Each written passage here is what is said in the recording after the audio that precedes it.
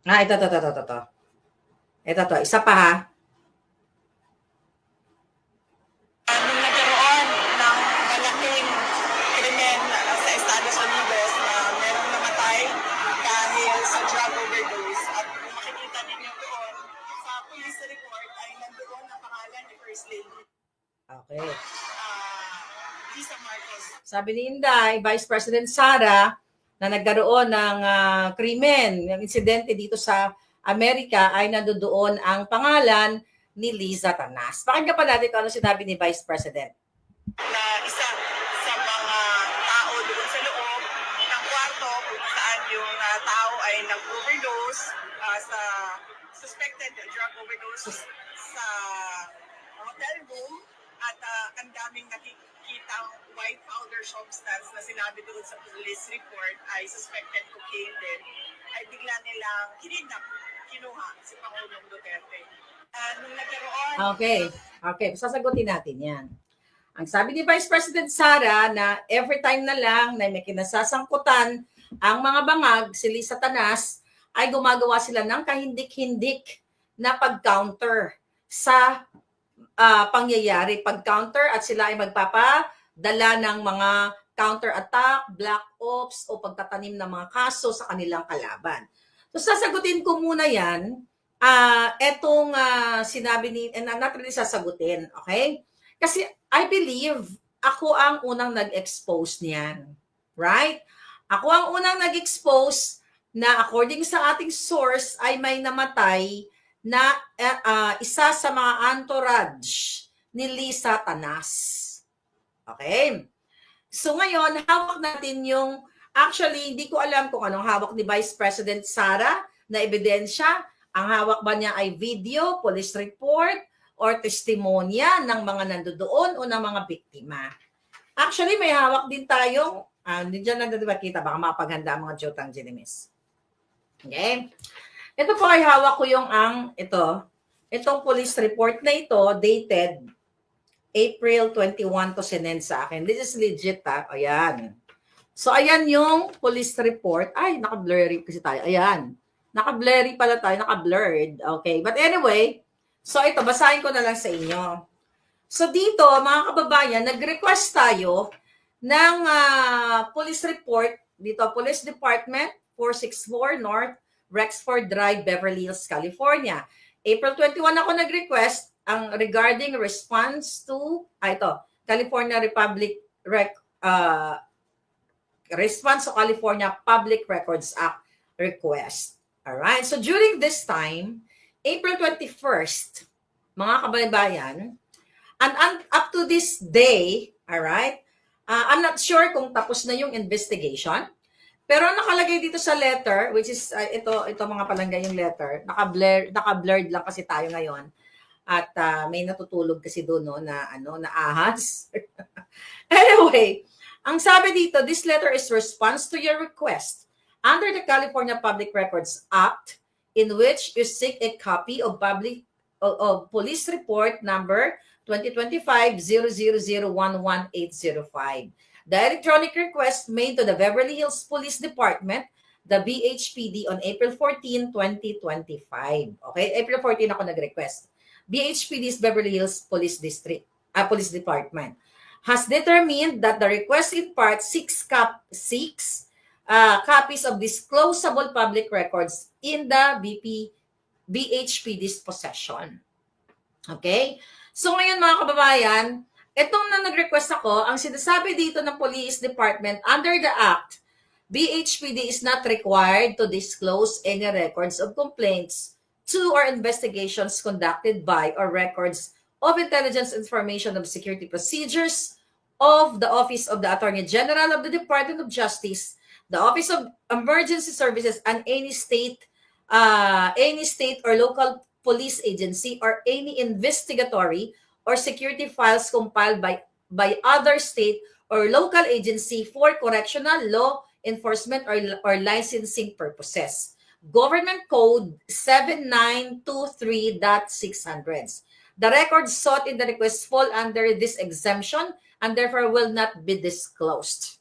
Hindi pa siya muna disclosed. Mamaya babasahin ko tong 7923. Pero dito, kasi mahalaga ito mga kababayan, itong binigay na ito, yung crime incident, death investigation, location of incident is 9876 Wilshire Boulevard, number 504. Di ba? Sinabi ko sa inyo, 504 Beverly Hills, California, 9210 in the Beverly Hilton Hotel. Yun ang sinabi ko sa inyo na may namatay na kasama ni Lisa Tanas sa kanilang pagpunta dito sa Amerika at ito ay namatay sa Beverly Hilton. May mga lumabas pa nga nun na kesyo namatay daw sa anong hotel yun? Sa isa sa mga pinupuntahan ko rin hotel na nagsa-social climbing 101 ako. Di sa was that in Beverly Hills? I forgot. Astoria. Is it Astoria? Ba't Astoria naisip ko? Tama ba? Beverly, I forgot. Help me. Okay, yung high-end dyan na hotel. Not Astoria. Sa Pilipinas yung nasa isip ko. Anong hotel yon sa Beverly Hills?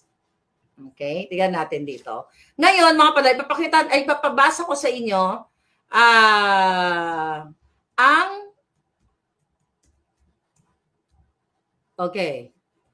ang result, ang ano na ito, itong babasahin ko sa inyo. Yeah, Waldorf Astoria. Tama ako, alright? Waldorf Astoria. Dami kasi Astoria. May lumalabas na ganun. Pero di ba kung natatandaan ninyo, ang aking vlog, Waldorf Hotel. Tama, Waldorf Astoria. Correct. So, kung natatandaan ninyo, sinabi ko sa inyo na, di ba? Gumaganon-ganon ako. Hindi ko pa masabi-sabi sa inyo noon na Beverly Hilton kasi wala pa tayong hawak na black and white. Right? Pero this time, this is, nakapangalan to sa akin Para lang po sa inyong kaalwanan. Andyan po, nakapangalan to sa akin. Nakita niyo ba yan? Claire Maharlika Network, LLC. Naka-address sa akin. Hindi ko kinukuble ang aking pagkakailanlan dahil ang ganda-ganda naman ang pangalan ko, right? At ng alindog natin, every day. So dito sa crime incident, nakikita nyo yung crime incident, ilayo na lang natin. Okay? Ayan yung crime incident. Alright? Yan, malayo. Pag malayo, nababasa ninyo. Okay? Sabi sa crime incident, kahit screenshot nyo, okay, death investigation, yan, sinabi ko na yung address. Reported date, ito napakamahalaga ito. Okay? Reported date is March 8, 2025, 11:32 a.m. Date time of incident, March 8, 2025, 11:32 a.m. pa rin. Victim age, 44 years old. Okay? Tapos ang summary of incident dito, on Saturday, March 8, 2025, approximately 11:30 hours, okay, 11:30 hours officers, 11:30 a.m. Hours, officers were dispatched to the Beverly Hilton Hotel regarding a person not breathing. All right? Officers entered room and observed hotel security performing chest compressions on an unconscious male subject. Okay? Subject officer took over while life-saving measures and subject was pronounced deceased at 12:05. Okay? Tama. Report incident, tama, 11:32 a.m. Tapos, ayun na nga, date of incident, 11:32 a.m. So, nireport dito, took over with life-saving measures. So, sinubukan siyang iligtas. Subject was pronounced deceased at 12:05 hours by paramedics.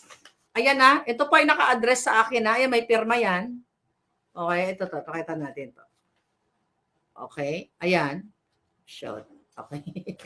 Ayan, layo na natin. Ayan, nakita nyo yung oras dito. Pag malayo kasi ito, ayan, nababasa nyo, di ba? Ayan, may pirma yan. So, pinirmahan yan ni Donna Summer, ni Donna, okay? Number 826, record supervisor. So, ito yung hawak ko. Police report po ito na pinrint natin na ako mismo ang nag-request nito. So, ngayon, sabi ko kanina, during this time, nung request ko ito noong April 14, ay actually, 2 beses ako nag-request. March, di ba yung una, pinakita ko sa inyo, March 25, I believe, sayang hindi ko na-prepare. Then, pangalawang request ko na to. Kasi during that time, wala pa silang maipoprovide na information. Ngayon, klaro na may namatay talaga noong alas 12:05 dito sa Beverly Hills Hilton Hotel, March 8, 2025. I-take note no yung March 8, 12:05, 2025. Kasi nga, mga kababayan, ito ay napakahalagang bagay, napakahalagang impormasyon sa mga krimen na nagaganap sa iba't ibang bahagi ng mundo. Okay? Tignan natin. Ngayon, okay, titignan lang natin dito ang, okay, I think may letter. Meron na kasi akong letter na statement. Okay, ito ba? Alright, here we go. Kasi nag-ready na ako ng letter next sa Beverly Hilton, Beverly Police Department. Dahil sinabi niya kanina, at sinabi ko kanina doon sa letter, dito sa letter na ito, na may binabanggit siya na government code. Here's the government, kahit i-google nyo pa yan, government code 9723600. Okay? Yung government code na yan, na 9723600, yan po yung nakalagay dito. Okay? Ito nga pala yung sulat ko. Ito na lang. Hindi ko pa ito na-mail. Okay. Ang sabi ko dito, alright. Okay. Ang sabi ko dito sa aking sulat, to Public Records Coordinator, yun nagsulat sa akin. Ito, nagre-request ako ng CPRA request letter because it is public interest. Sabi ko dito, pursuant to the California Code Records Act 792, okay? 792, ano na ba yun? 9723600, alright?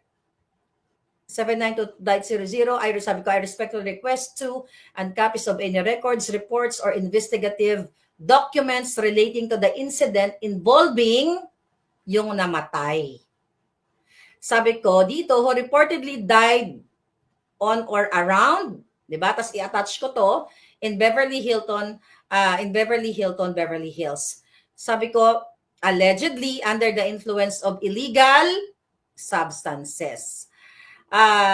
This incident has been widely discussed due to its alleged connection to the First Lady Satanas of the Republic of the Philippines. Ngayon, sabi natin dito sa sulat natin, this request is made in the public interest, sabi ko sa kanya, and not for any commercial purposes.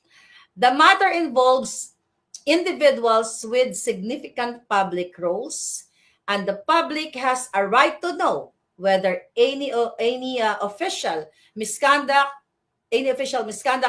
drug pulburon-related criminal activity or obstruction of justice may have occurred. Okay? Maba pa yung sulat ko.